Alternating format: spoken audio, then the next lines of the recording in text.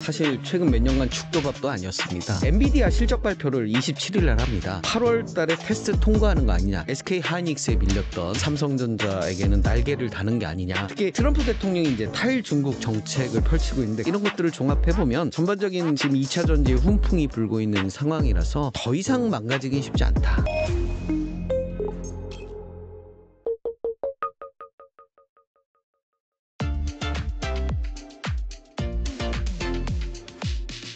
이번에 삼성전자 좀 질문을 들어보면은 최근에 삼성전자 분위기가 사뭇 좀 다릅니다. 뭐 과거에는 SK 하이닉스에 밀려서 이 HBM 쪽에서도 퍼포먼스를 보이지 못했는데 얼마 전에 이 애플의 차세대 칩을 생산한다. 그리고 테슬라와 22조 원 규모의 또 AI 칩 제조 계약을 또 체결을 했습니다. 이 때문에 삼성전자가 이제 7만 전자를 넘어섰는데 드디어 좀 반전의 기회를 잡았다라고 볼 수 있을까요? 네, 삼성전자 사실 최근 몇 년간 죽도밥도 아니었습니다. 왜냐하면 파운드리도 잘 안 되고요. 맞아요. 네. 메모리는 HBM, SK 하이닉스에 밀려가지고 상당히 어려운 그런 시기를 겪었고요. 과거에 보면 그래도 파운드리 시장 점유율이 10%를 넘어섰거든요. 근데 지금 7.7%예요. 그러니까 TSMC가 한 67% 정도 가져가고 있고 중국 기업들의 또 선전이 굉장히 하고 있습니다. 그러다 보니까 이제 파운드리가 막 적자도 나고요. 굉장히 어려운 그런 시점이었는데 다행히 이제 미국의 테일러 팹이라고 하죠. 텍사스주 테일러 약 51조 정도 들여갖고 공장을 지었고 내년부터 이제 양산을 목표로 하는데요. 여기에 이제 수주들이 들어오는 겁니다. 그래서 테슬라 수주도 들어왔고 애플 수주도 들어와서 일단 파운드리와 시스템 부분 좀 어느 정도 적자를 모면하고 이 TSMC에 좀 경쟁을 해볼 만한 그런 상황들이 됐고요. 무엇보다 이제 엔비디아 실적 발표를 27일 날 합니다. 이번 달 27일 날 하는데요. 엔비디아 실적 발표에서 이제 차세대 신형 가속기죠. 블랙웰 어느 정도 실적이 나왔는지, 그리고 2026년 출시하는 차세대 GPU 루빈 선 주문량 확인이 가능할 것 같습니다. 여기에 더불어서 이제 삼성전자의 수건 사업이죠. HBM. 엔비디아에 과연 퀄리티 테스트를 통과해서 납품을 할 수 있겠느냐, 이 부분인데 지금 뭐 외신이나 그리고 모건 스탠리 뭐 이런 증권사들의 이야기를 종합해 보면 8월 달에 테스트 통과하는 거 아니냐, 이런 이야기들이 뭐 나오고 있어요. 그래서 이 테스트를 통과하게 된다면 그동안 SK 하이닉스에 밀렸던 삼성전자에게는 날개를 다는 게 아니냐라는 생각이 들고요. 이제 이 5세대라고 하죠. HBM3 이 퀄리티 테스트를 통과하고 이제 차세대 6세대죠. HBM4 이 샘플도 엔비디아 등에 납품을 했다고 그래요. 근데 HBM4 같은 경우는 SK 하이닉스보다 더 고퀄리티의 상품이라고 알려져 있거든요. 그래서 엔비디아의 실적 발표를 하면서 블랙웰에서 루빈으로 얼마나 이게 이제 전환이 빨리 이루어지느냐에 따라서 그 HBM4에 보다 강점이 있는 삼성전자가 SK 하이닉스에 맞서서 강한 어떤 메모리 섹터에서도 주도권을 줄 수 있지 않느냐라는 기대감을 갖는 거죠. 다행인 거는 이제 그 우리 메모리 반도체 글로벌 탑3 안에 드는 미국의 마이크론, 지금 실적 예측치들이 좀 올라가고 있더라고요. 메모리 부분. 이런 부분들도 일단 메모리에 긍정적인 모멘텀이 되는 것 같고요. 그다음에 이제 그 관세 정책으로 인해서 지금 트럼프가 원하는 게 미국의 러스트벨트를 비롯해서 놀고 있는 백인들 을 일자리를 만들어주는 게 지금 최대의 관심사거든요. 자기의 핵심 지지층이기도 하고요. 그래서 대미 투자를 적극적으로 해라라는 얘기를 하거든요. 그래서 미국 내에서 만든 건 관세를 적용을 안 할게. 그래서 미국의 공장도 짓고 미국에서 고용도 늘리고, 이게 이제 우리 트럼프 대통령의 어떤 키워드인데요. 삼성전자는 이미 뭐 앞서 언급했던 테일러 팹이든 팹 같은 그런 공장들을 선도적으로 먼저 졌어요. 근데 이제 하이닉스는 아직 그런 부분들이 좀 미진하다 보니까 만약에 이 반도체 품목별 관세에 나오겠지만 만약에 관세 정책들을 강하게 한다면 삼성이 또 이런 부분에 있어서 SK 하이닉스보다 좀 우위를 가져갈 수 있는 관세 정책의 수혜를 입는 게 아닌가라는 생각이 들고요.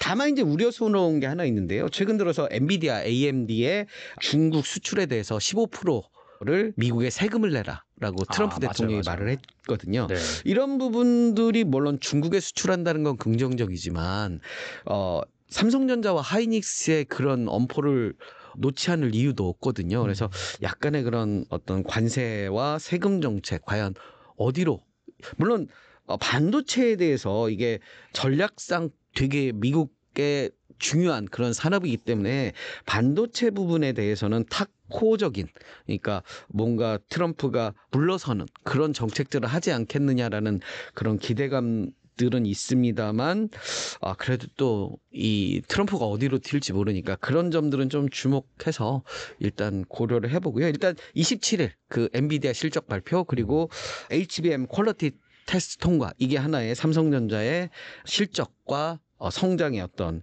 키포인트가 되지 않을까 싶습니다. 그리고 삼성전자가 최근에 보니까 계속해서 M&A를 또 하고 있더라고요. 일본 히타치의 가전 사업부를 또 인수할 것이다라는 얘기도 나오고 있고, 이에 앞서서 이 미국의 디지털 헬스케어 회사 젤스를 또 인수하겠다고 밝혔습니다. 지난해에는 뭐 다들 아시죠? 이 레인보우 로보틱스 지분 인수하면서 최대 주주가 됐고, 뭐 영국의 옥스퍼드 시멘틱 테크놀로지, 올해 또 하만 통해서 미국 마시모 오디오 사업부, 독일의 냉난방 공조 기업 컬렉트 그룹 각각 인수를 했습니다. 이 삼성전자가 M&A 계속하고 있는데 이건 어떻게 생각하시나요? 일단 삼성전자 그 컨퍼런스 콜에서 밝힌 내용인데요. 삼성전자가 M&A도 열심히 하고 있다. 그래서 올해 40여 개 업체에 1조 2천억 달러 정도 투자했다. 뭐 이런 발표도 했는데요. 일단 포커스는 정해져 있는 것 같습니다. AI, 로봇, 네. 데이터 센터, 디지털 헬스, 이런 첨단 산업 분야, 시장을 이끄는 그런 기술 분야에 대해서 M&A를 지속할 것으로 예상이 돼요. 그래서 뭐 레인보우 로보틱스 같이 로봇 기업을 인수를 하면서 지분 투자를 한 거죠. 그러면서 빠르게 이제 로봇 회사가 되어 가고 있고요.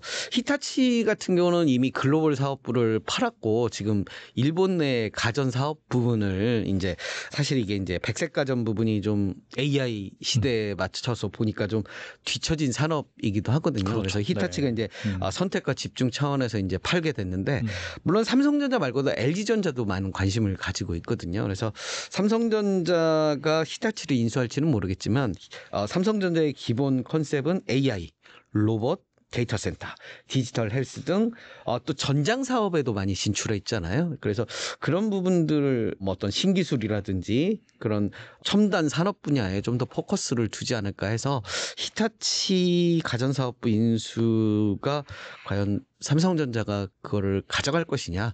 근데 뭐 그렇게 막 적극적일까라는 저는 퀘스천은 좀 있습니다. 왜냐하면 M&A의 어떤 기본적인 개념과는 좀 다를 수가 있어서. 네. 아무튼간에 그 삼성전자가 보니까 종합 이런 AI 하드웨어 회사 그런 것들을 노린다라는 생각이 드네요. 작가님 말씀 들어보니까. 네네네. 그리고 이제 2차 전지 이슈 좀 살펴보겠는데, 중국 배터리 기업들이 미국 시장에서 발을 빼면서 북미 ESS 시장에 큰 공백이 생기고 있습니다. 이에 따라서 한국 배터리 3사가 그 자리를 메울 것이다라는 기대가 커지고 있는데, 과거에도 이렇게 빈자리를 기회로 삼은 산업들이 있었는데 이번에 한국 2차 전지 기업들이 그 역할을 해낼 수 있을까요?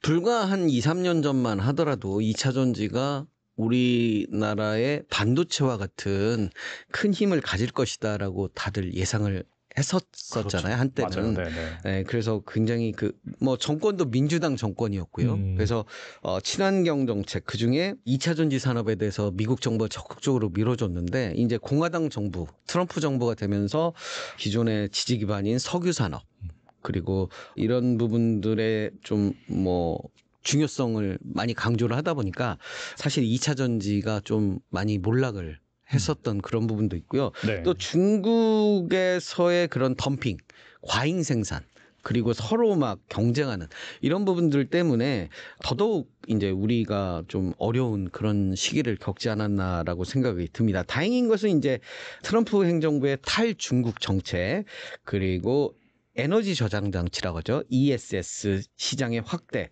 그리고 중국 정부가 이제 난립한 이런 어떤 경쟁, 중국 내에서의 경쟁, 이런 것들을 좀 조정하면서 리튬 가격이 좀 회복을 하고 있거든요. 그래서 리튬을 막 서로 막 만들다 보니까 원가 이하로 지금 막 떨어지고, 한때 키로당 582원까지 리튬 가격이 2022년 올랐어요. 그러다 보니까 양극재 기업의 어떤 주가, 그리고 실적의 그 근본이 리튬 가격인데요.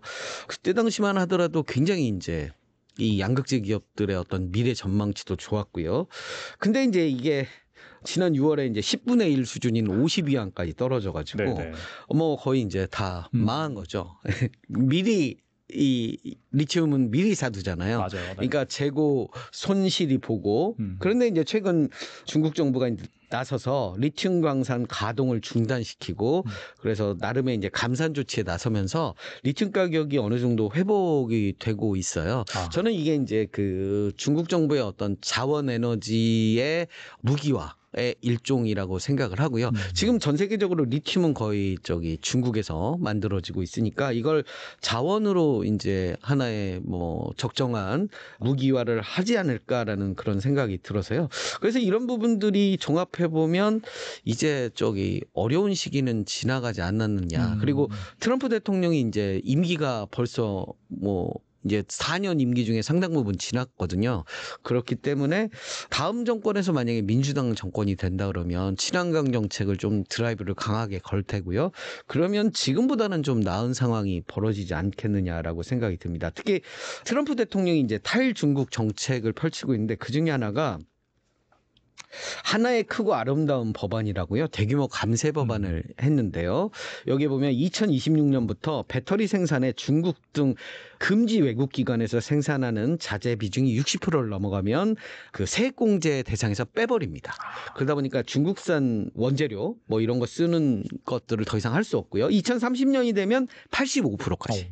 그러다 보니까 이제 중국을 배척하고 뭐 그런 부분들이 장기적으로 우리에게 우호적인. 그러니까 뭐 미국에 들어가는 배터리는 한국산밖에 뭐 적용할 수 없는 그런 뭐 상황이 만들어지고 있는 거죠. 여기에 이제 ESS 시장에서도 중국산 ESS에 고율 관세를 매기겠다. 그래서 기존에 이제 41%였는데 58%까지 관세를 올립니다. 그래서 사실 ESS 시장에서 중국이 우리보다 먼저 치고 나갔는데요. 이렇게 이제 17% 정도 관세를 올리면서 우리도 좀 해볼 만한 그런 시장이 됐고요. 전기차 시장이 좀 주춤하면서 ESS 시장, 사실 전기차보다 ESS의 응용 범위가 훨씬 넓고 뭐 상용화하기도 되게 편한데요. 이런 시장들이 커지면서 결국 2차 전지 관련 뭐 양극재라든지 이런 기업들의 좀 어두운 시기는 좀 지나지 않았나. 다만 이제 LG 에너지 솔루션이나 이런 기업들은 이미 미국에 현지화를 했는데 뭐 양극재라든지 이런 소재 기업들은 아직 이 현지화가 덜 돼 있거든요. 그런 부분들이 이제 관세 정책상 이제 고율의 관세를 맞으면 좀 그런 부분들이 이제 영향을 받겠죠. 그래서 이제 소재 기업들도 지금 미국 현지화를 많이 노리고 있는 것 같아요. 그거에 따른 좀 시간이 필요하지 않을까. 그리고 마지막으로는 우리가 그동안 좀 천시해왔던 LFP 이쪽에도 좀 이제 중국과 협업을 통해서 막 나서려고 하잖아요. 그런 부분들이 어떤 중국의 점유율을 좀 가져간다면 지금보다는 나은 환경이 되지 않을까라는 생각을 합니다. 그리고 ESS 시장에 대한 기대감이 살아나고 있는데 요마침 에코프로가 2분기 흑자 전환에 성공하면서 투자자들의 관심도 다시 살아나고 있습니다. 에코프로 그룹이 다시 한번 전성기를 보여줄 수 있을까요? 지난번 실적 발표를 했는데 다른 2차 전지 기업들은 좀 실적이 아주 그렇게 좋은 건 아닌데 에코프로비엠만 전년 대비 실적이 굉장히 많이 올라왔더라고요. 물론 뭐 투자한 거에 대한 어떤 투자 수익이 난 것도 있지만 그래서 이렇게 이제 배터리 기본적으로 리튬 가격이 회복하고 있고요. 뭐 ESS 시장 확대 그리고 탈중국 정책 이런 것들을 종합해 보면 전반적인 지금 2차 전지의 훈풍이 불고 있는 상황이라서 이런 부분들을 좀 영향을 받지 않겠느냐라는 생각이 들어요. 그래서 더 이상 망가지긴 쉽지 않다. 예. 그래서 뭐 물론 몇 년 전처럼 막 급등하는 물론 그런 거는 이제 리튬 가격 회복에 따라 뭐 영향을 받겠지만요. 당장 뭐 지금에서 아주 악화된 그런 상황은 당분간은 뭐 거치지 않자. 뭐 추운 겨울은 지나갔다. 이렇게 저는 말씀드리고 싶습니다.